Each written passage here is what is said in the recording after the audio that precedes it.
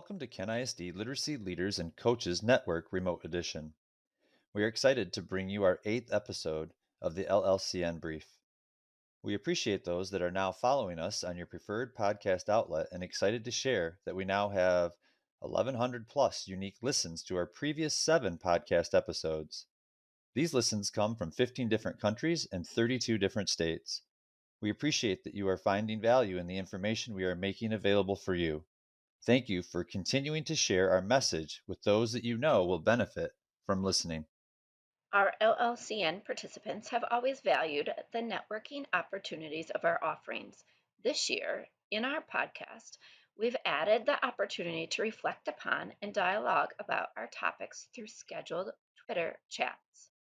2 weeks after each new podcast launch, we connect with listeners via an hour-long evening Twitter chat to further process the topic and the learning. My name is Sarah Shoemaker. I'm an early literacy coach at Kent Intermediate School District. And I'm Mark Raffler. I'm an educational consultant at Kent Intermediate School District. Vocabulary. I'm sure when you hear this word, it immediately has your mind wandering in many directions. You are probably thinking of its role in early literacy as one of the big ideas of reading. The term also shows up in the language of the literacy essentials at all grade levels, pre-K through 12. We know in science and mathematics, we need to use precise vocabulary to comprehend the concepts of these disciplines.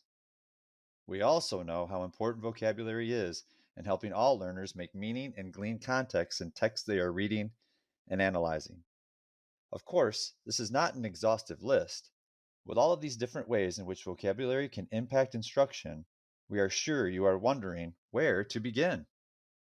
In this episode, we will spend some time learning about vocabulary instruction. Today, our guest, Dr. Tanya Wright, author of the book A Teacher's Guide to Vocabulary Development Across the Day, joins the podcast to assist us in exploring the topic of vocabulary.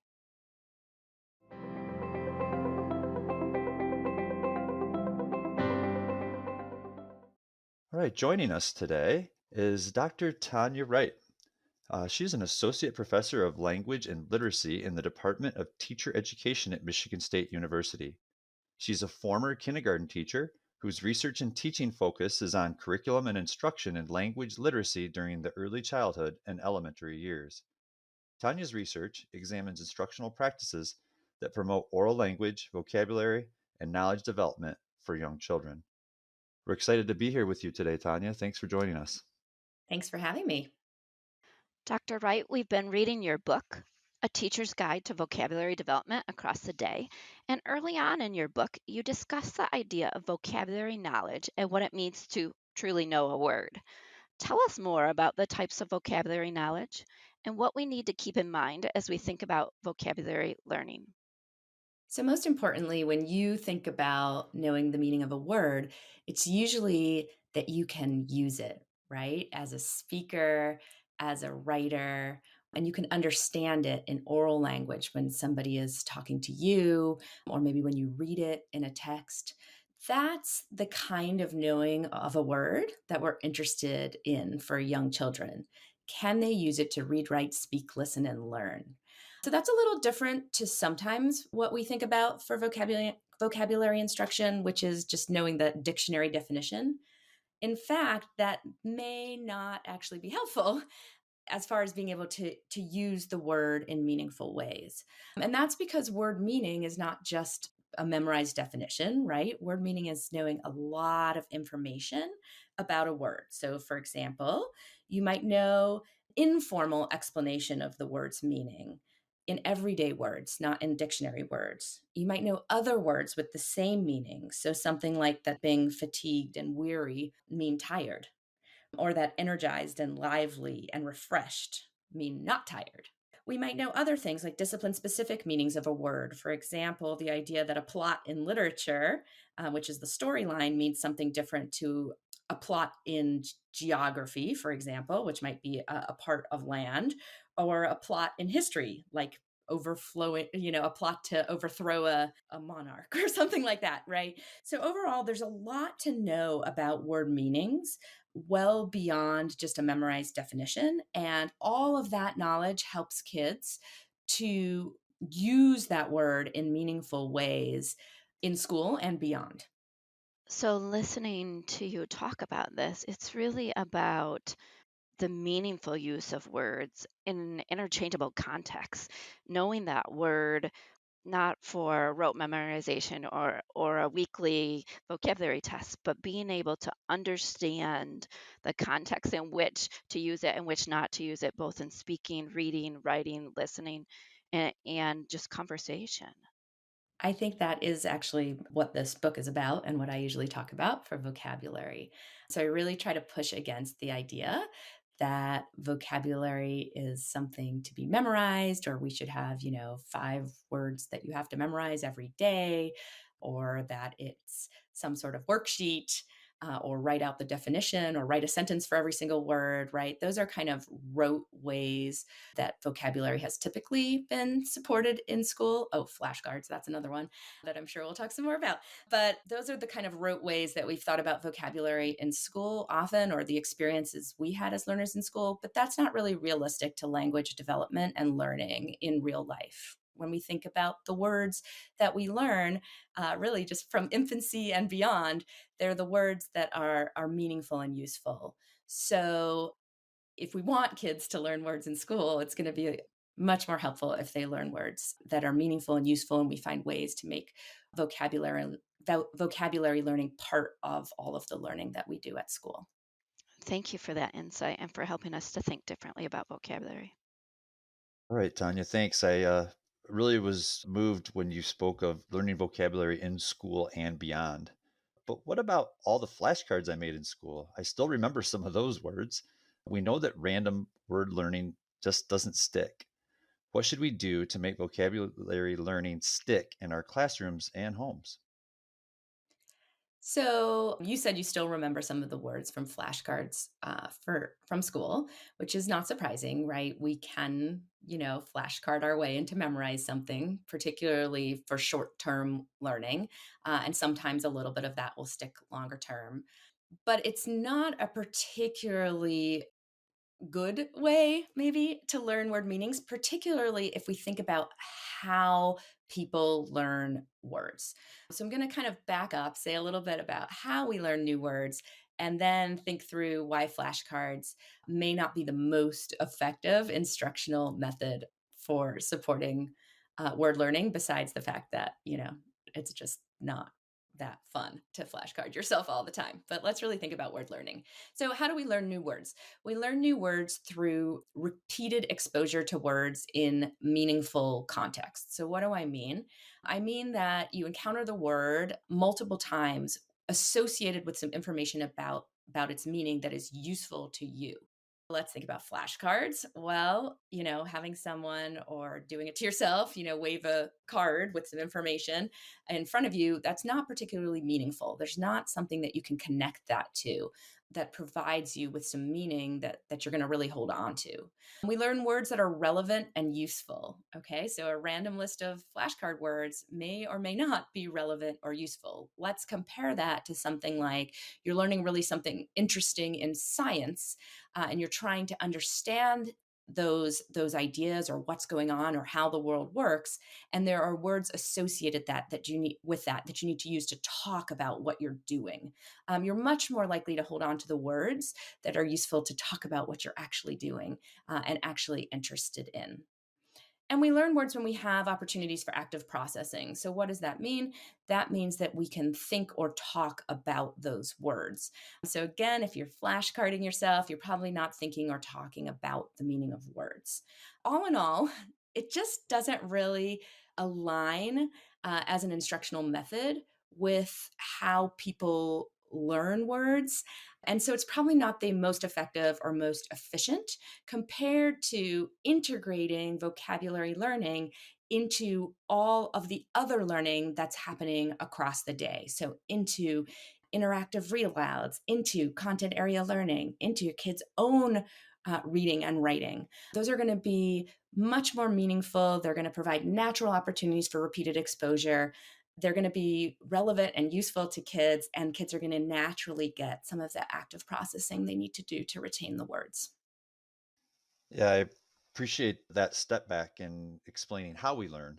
I think that creates a perspective then to realize that, yeah, there are different ways that we can go and approach vocabulary, but we need to realize that some are more effective and to give those meaningful opportunities. And I appreciate you listing some of that different criteria for consideration that was going to help those words, as we were saying, stick with us for a longer duration of time. Dr. Wright, there are so many content area vocabulary lists in our school curriculum. How do I determine which words to teach? Should I be choosing these tiered words or terms for my read aloud in addition to words in all of my curricular programs? That's a really good question. And I'm going to break it up into two separate parts. The first is there are a lot of words to teach. Should I teach them? And my answer to that is always yes. There's a lot of words to know.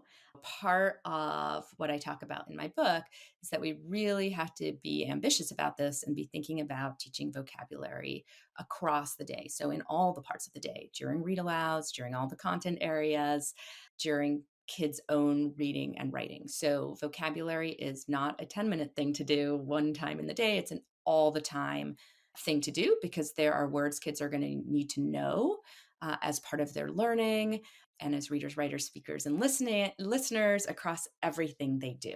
So, yeah, vocabulary learning has to happen a lot and it has to be quite ambitious. How do you pick words to teach? Well, I think you mentioned interactive read alouds. So we certainly want to make sure that kids understand words that come up during interactive read alouds. And we also want to select some words from interactive read alouds that we think are important because kids are going to use them beyond the read aloud. We also want to think about word learning across all the content areas. And for this, again, we're thinking about what are kids learning? What am I trying to teach? What do I want them to understand? And what are the words they're going to need to use to engage in the learning around this content in the classroom? So, which words will children need to know to meet content area standards? Are there important words that are particular to this topic? Which words will children need to know to engage in the learning of a particular unit? Are there important words that are not listed in my curriculum materials? Sometimes curriculum materials list 4 or 5 kind of random words, sort of connected to what you're doing, but they're not enough to help kids talk through their ideas and share their thinking. Are there words with specialized meanings in the discipline? So we talked a little bit about plot earlier as an example of a word that has a lot of meanings, different meanings in different disciplines. So to plot a point in math on a graph is really different to a plot in history, is different to the plot or storyline in literature. So that's a good example. But there are many words that have discipline specific meanings where kids are going to be confused if they're thinking about a meaning from another context. Which words will kids need to know to discuss new concepts, new ideas that maybe they didn't have a word for before because they didn't know it? Are there important words that are used again and again in this particular content area? I think of when we talk to kids about science and we say observe. Well, when we're telling a child to observe in science, we mean something a little different than observe in everyday language, which often just means to look at. Are there sets of read alouds associated with what you're learning and particular words that are coming up in those read alouds? Are there words that I should review to make sure all the children in the classroom are included in the learning and nobody is excluded because I'm making assumptions that children know what that word means? So, a great example that's come up in my work was we've used the word amount with kids. Let's look at the amount of cloud cover in the sky, for example. But maybe we've talked about clouds, but we forgot to make sure that everybody knew what we meant by the word amount.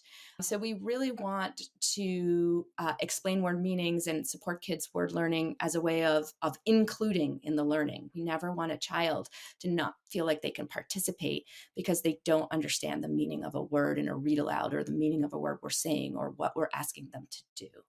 So there's so many ways to think about the words to teach. And my recommendation is really to make an ambitious list for yourself as a teacher, not to tell the kids to memorize that list, but for the teacher to have a sense of the words that kids are going to need to learn and know, and then to introduce those as they come up in meaningful ways in your curriculum. And by as they come up, I don't mean just if they happen to come up. I mean, really think through, where is this word going to be most helpful and meaningful to kids when they're starting to talk about particular ideas or associated with a particular book? And can I introduce this word at a very meaningful time period and then encourage children to use the word as learners? Wow, the ambitious effort to think differently about vocabulary, to say that this is not vocabulary time, but to make sure vocabulary time is ongoing, is continuous throughout the day. That terms that we might take for granted, we help to review to provide access for students, all students, to the learning. I love the way that you said use the standards and the curriculum and the text sets as your guide. Create the list for yourself, but not necessarily for the students, and be very intentional about introducing those words in meaningful contexts, given the opportunity for repeated use and understanding. Yeah, sometimes what we see in classrooms is, teachers take all the words for a unit on the first day of the unit and put them on a word wall and then make assumptions that the kids will somehow know those words or connect those words to meaningful ideas. And I would like to just say that's not a thing, right? I mean, just sticking words on a wall doesn't make kids use them as learners, as thinkers, as talkers, as writers. What we really need to do is bring those words in, know which words we want to teach, of course, because we want to help kids have lots of words to express their ideas, but really bring those words in those meaningful contexts at times where kids can connect the words to the ideas they're talking about, to the books they're reading, to the things that they want to say and the ideas that they want to express. I've seen this happen again and again. Then you're going to see kids using some amazing words. And it's quite impressive. Very young children, because they take a hold of them and it's meaningful and useful to them. And their vocabulary explodes, right? I mean, Explodes. yes, how exciting. Thank you. Okay, with this question, I know it's one that's going to come from many of our listeners. How do we assess vocabulary knowledge when there are so many other assessments we're already conducting in the classroom? First of all, if we're thinking about vocabulary in the way that I've been describing, so we're thinking about kids using words as a reader, as a listener, as a speaker, as a writer, and as a learner, we don't really need additional vocabulary assessments or tests. Let's just think about what we could come up with as a vocabulary test. Match the word to the definition. Okay, well, that doesn't really capture, can kids use the word in meaningful ways, right? So the only way we're really going to know if kids use the word in meaningful ways is to observe them doing meaningful things. So does the child understand the word when it comes up in a text? Does the child use the word as they're discussing their ideas? Can the child incorporate the word in their writing? Even if not initially when encouraged to do it. Do you know a special word that we learned for that? Or in their conversation? So, in my mind, if you as a teacher have a list of words that you think you want kids to know, what you should be doing is observing for them using those words. A kind of easy way to do that is to have a checklist, the words that you want kids to know down one side, the kids' names on the other side. And if you observe them using them, just check it off or write the date. If there's a word that you never hear anybody using, that's a great word to review and bring back into the ideas of the classroom. If there's a child who never uses any of the vocabulary words or you never notice or observe, that's a great child to go have a little chit chat with and maybe talk to them directly and see if they know or can use those words. But overall, I think if we consider word meanings and vocabulary to be part of everything we do, we'd spend all day testing kids on all those words. That would be unreasonable. So I think the thing to do is to really attempt to capture this just in the ongoing naturalistic use of those words in the discussions, in writing, in reading, in the learning that's going on in the classroom. Great. I appreciate that. So the idea of observing that use in context, observing that use in practice, maybe just observing just a normal use as the students are interacting, and just hitting that idea of no need for that additional assessment. But in the same regard, you still offered some different ideas on how to accomplish observing that. So I think that will be very useful, and some good ideas that our listeners will be able to take away from to tackle this topic that always seems to come up. Dr. Wright, we have referred to your book, A Teacher's Guide to Vocabulary Development Across the Day, throughout this podcast. If we're looking for other resources, what would you recommend us exploring to support vocabulary instruction? So, I'm going to share some resources that I have been lucky enough to be part of making that I think are particularly useful for our Michigan teachers. Some of those are essential instructional practices, documents, and modules. For free, if you look up online the Michigan Essential Instructional Practices, what you'll find are documents with ideas that for literacy instruction for really students of all ages, but including the same young children who are part of my book. So, sort of K3, there's a document for K3. And if you look carefully at Essentials 2 and 7 in particular, they focus a lot on vocabulary. And there are also free modules that teachers can click on to learn more about these ideas. So Essential 2 focuses particularly on interactive read alouds, but includes ideas about vocabulary and interactive read alouds. And Essential 7 focuses on knowledge and vocabulary development. So I think those are wonderful resources, and they're not books. So there's something a little different, right? You can watch them, the modules, and click through them to learn a little bit more. Another set of resources that I have made with my colleagues at MSU are some science materials that purposefully integrate literacy and language development. And these are also free. They're called Solid Start, and they're available at solidstart.msu.edu. And these sort of take the ideas about vocabulary development in the content areas that are included in this book and bring them to life in actual curriculum materials for kids.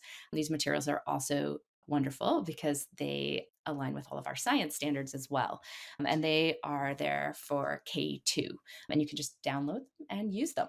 Those are some other open access materials that teachers can use to learn a little bit more about how vocabulary instruction in content area learning might look in ways that are aligned with some of the ideas that we're talking about today.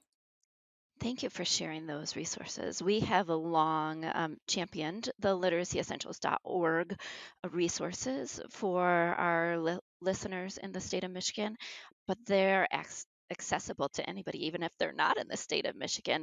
And there are great videos there that demonstrate teachers using these vocabulary essentials with their students. And then if they're looking for more, there's also that embedded curriculum science materials with lesson plans that would show the use of vocabulary in instruction instead of as a separate entity. So thank you, Dr. Wright, for reminding us of those resources today. Yeah, I forgot to mention the videos associated with the Literacy Essentials. And I had the wonderful opportunity to visit lots of classrooms in Michigan with the video team and see so many wonderful teachers sharing videos of their instruction. So definitely check those out as well. They're wonderful examples specifically for vocabulary about how this might look across the day in real Michigan classrooms. Additionally, I loved the videos that are part of your book from the Heinemann, that the bonus videos in there as well. So lots of tools for teachers to dig in and see what this looks like or sounds like if they're working on vocabulary instruction in their classroom. Yep, all of the videos, the book videos, the essentials videos, they're so much fun to make. I just get to hang out in classrooms and watch this all come to life.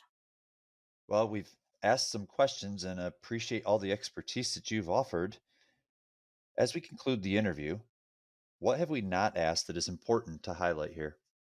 Okay, well, some of the ideas you probably have asked or have come across in some of what I've shared, but I think what I'll do is just highlight some ideas that I think are really important about vocabulary development and supporting vocabulary development across the day in the classroom. So I think one key idea that hopefully you heard a lot of times during our conversation today is that we want to be supporting vocabulary development across the day of school. So during read alouds, content area learning, reading instruction, and writing instruction, but really across the day. So there's this idea that we're going to take 10 minutes or 15 minutes to just drill vocabulary is not really aligned with language development, where we really think about that we learn vocabulary through conversations, new words when we read, and of course, new words when we learn new things. So anytime you learn something new, there are going to be new words associated with those ideas and that content. Even in not school based learning, right? If you want to learn to garden, you're going to learn the names of plants like hydrangea, and you're going to learn the names of tools like gardening shears. So, whenever we learn new things, we learn new words, which suggests we really want to be supporting kids' word learning across the day, integrated into learning and not supplemental. Again, it's not something you do for 5 minutes or 5 words a day. I mean, you can do those things. It's not going to break kids' brains, but that's not going to be enough. If we really think about all the words there are to learn associated with all the content kids learn in school over the years, we really want to consider the words they're going to need to discuss ideas and to read and write about ideas that they're learning over time. So you don't learn a word because a teacher tells you the meaning once or because you look it up in the dictionary once. We learn words over time as we continue to use them, and we gain more and more of that word meaning information as we continue to engage with using the word. So we might know a meaning in one context, but then we still have to learn it in another context because there's a different meaning. Or we might know the word in oral language, but then we need to learn how to write it down. So spelling or orthographic knowledge, right? Or we might have seen it in a book, but we don't actually know how to say it or pronounce it. So that's going to be something new to learn. So there's a lot to learn about words. And so we really need to consider this over time, over the grade levels all the time. I think in school, it's really important to focus on supporting participation and inclusion in the right now texts and learning of school. Words or not knowing the meaning of word can be a barrier for participation, for understanding the meaning of a text, for engaging in a discussion. And that's just not okay. We really need to focus on what are kids learning? What are we trying to support kids in comprehending, understanding? And do kids know the meanings of words that are going to help with that? And over time, if we're doing that all the time, over time, across the day, integrated into learning, that's going to be a lot of word meanings that kids are going to learn. A couple of things we didn't talk about today that are in the book and you can read more about are introducing strategies for independent word learning. So, what do kids do when they're reading and they encounter a word that they don't know the meaning of? And how can we support kids to figure out those meanings or have some things that they can do to help themselves as learners when a word meaning might be causing challenges for their comprehension, particularly when they're reading texts independently? So, thinking about vocabulary strategies. And then also something we didn't talk about that, again, you can read more about is teaching children about words and how words and our language works. Sometimes just having some information, some of this sort of meta-linguistic knowledge about language really makes a difference, such as when you tell children, sometimes words can have different meanings in different contexts. Or sometimes words in English might be related to words you might know in another language that you speak or that you speak at home. So, having that information about how language works can help kids to sort of help themselves figure out when they don't understand, and that it might be that's something to do with vocabulary, and then what they might be able to do about it, particularly if there's not an adult right there to help, or it's not a group activity, if it's something they're doing independently. So, a lot to think about vocabulary, a lot to think about how important words and word meanings are for supporting the overall learning in the classroom, and really creating a classroom environment where kids are interested in word learning, understand that words are important, feel like it's possible to try new and hard words out in discussions or in their writing. So, for example, even if I can't spell the word, but I kind of know it, can I try to write it or use it in my writing? And that's the environment, the classroom environment is going to be supportive of that. So, just so much to think about vocabulary as an all the time part of our classroom communities and our classroom culture. Yeah, I appreciate your summary of succinct big ideas around vocabulary and how to best deliver instruction in vocabulary. I think that's going to be very helpful for our listeners process through the podcast to have you narrow it down to those pieces. I also like you highlighting that it's what that we're looking to deliver the instruction around that gets back to intentional that I think we've discussed throughout. And then you threw in a piece there about the engagement, right? So the students are a part of it, they're active, they're involved, they're a piece of it. And then those key additional points of consideration around vocabulary that you do include in your book, which again, we've said it before, but we'll say it again. Vocabulary development across the day is a very easy read, easy to follow, makes sense, and it makes it very transferable to our use in the classroom. And I know this topic of vocabulary overall is something our listeners have been asking a lot of questions around throughout the years of the Literacy Leadership and Coaches Network. So this will be very helpful for them to take and move forward with. So we appreciate your time today that you've taken out to provide us with a lot of guidance and new information and reiterating information that I think we've heard before so we can move best forward with the students that we're working with. And I would just end by saying, start with one new thing. It can feel a little bit overwhelming to really, once you start to shift your mindset to think about this as across the day and all the time, well, then it feels like maybe an overwhelming thing to do. So I would say pick one unit in content area and start planning for how you might engage kids in vocabulary learning across that unit. Pick a few read alouds and start to integrate the vocabulary instruction and some opportunities for active processing in those read alouds. Start small, but if you do a few of these things on a regular basis, one unit, once you've done with that one, you can move on to the next unit. And I would also say it's great to plan for vocabulary instruction with colleagues, with grade level colleagues, with colleagues in your school community, and help one another. So maybe one teacher plans the vocabulary instruction around one interactive read aloud, and one does the planning for another, and then you share your plans. So start with something. And I have a feeling that once you start with something, you're going to see kids' engagement and participation and how much they learn, and it's going to grow and grow.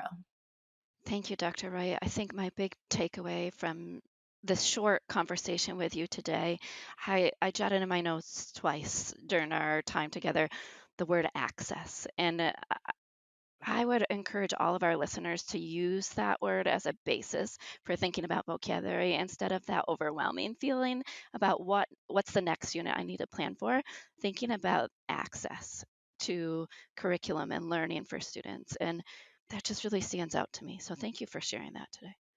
Sure. And I totally agree. If you start to think about vocabulary as a way to include children in the learning of the classroom, include all children in the learning of the classroom, then you really feel like it's something you're going to want to do. It's really important.